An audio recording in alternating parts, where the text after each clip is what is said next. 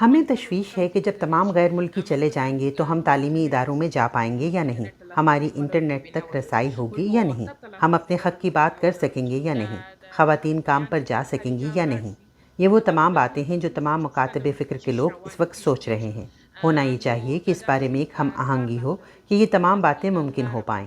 اس وقت ڈر اور خوف دور کرنے کی ضرورت ہے۔ ہم جان بچانے کے لیے ایک جگہ سے دوسری جگہ نہ بھاگیں۔ ہمارے جیسے کام کرنے والے بہت سے خطرات سے دوچار ہیں۔ میرے خاندان والے میرے لیے پریشان ہیں۔ اس وقت اسکول بند ہیں، خواتین کا کام کرنا بند ہے۔ یہ ایک ہفتہ جو ابھی ضائع ہوا ہے، ایسا نہ ہو کہ یہ سالوں میں بدل جائے یا زندگی بھر میں بدل جائے۔ ہمیں اس وقت یہ یقین دلانے کی ضرورت ہے کہ فلاں دن اسکول کھول دیے جائیں گے، خواتین کام پر واپس جا سکیں گی، تاکہ ماضی کی طرح لوگ ملک سے باہر نہ جائیں۔ میرے زیادہ تر ساتھی طالب علم ملک چھوڑ کر جا چکے ہیں، کیونکہ اگر پڑھے لکھے لوگ ڈر کی وجہ سے افغانستان سے باہر چلے جائیں گے تو یہاں کام کون کرے گا؟ میں ایسی کچھ تصاویر اور ویڈیوز دیکھ رہی ہوں کہ بچیاں اسکول جا رہی ہیں، کچھ خواتین کام پر بھی جا رہی ہیں۔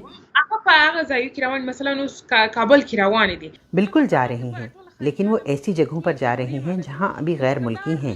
میڈیا کام کر رہا ہے، خاص طور پر کابل میں، لیکن دیگر جگہوں پر مثال کے طور پر قندھار میں ابھی اسکول نہیں کھلے۔ چاہیے یہ کہ دور دراز علاقوں میں اسکول کھول دیے جائیں۔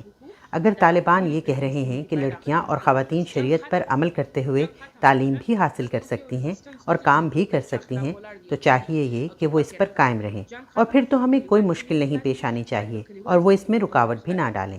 افغانستان میں پہلے بھی شریعت کے مطابق کام ہو رہے تھے، اور میرا نہیں خیال کہ ہم نے شریعت سے ہٹ کر کوئی کام کیا ہے۔ ماضی کو سامنے رکھتے ہوئے آپ کتنی پر امید ہیں کہ لڑکیوں اور خواتین کے لیے حالات اب بہتر ہوں گے؟ ہم لڑکیوں کی تعلیم اور نصاب کے لیے کام کرتے ہیں۔ ہم دور دراز علاقوں کی خواتین اساتذہ کو ٹریننگ دیتے ہیں، اسکولوں کو ریسورسز مہیا کرتے ہیں۔ ہمارا کام جڑا ہے لڑکیوں کے اسکولوں سے۔ اگر لڑکیوں کے اسکول بند رہیں گے تو ہمارا کام بھی بند رہے گا۔ یہ تو فی الحال کہہ رہے ہیں کہ اسکول کھلیں گے۔ ہمارا سوال یہ ہے کہ کب کھلیں گے تاکہ ہم اپنا کام شروع کر سکیں۔ ہم انتظار میں ہیں۔ ایک افغان خاتون کی حیثیت سے اس وقت میرا مقصد یہ ہے کہ اسکول کھلیں اور لڑکیاں اسکول جا سکیں، اور اس میں وقت ضائع نہ ہو، کیونکہ افغانستان میں اساتذہ نہیں، مینجمنٹ نہیں۔ 20 سال کی جنگ کے بعد اب زندگی معمول پر آنی چاہیے۔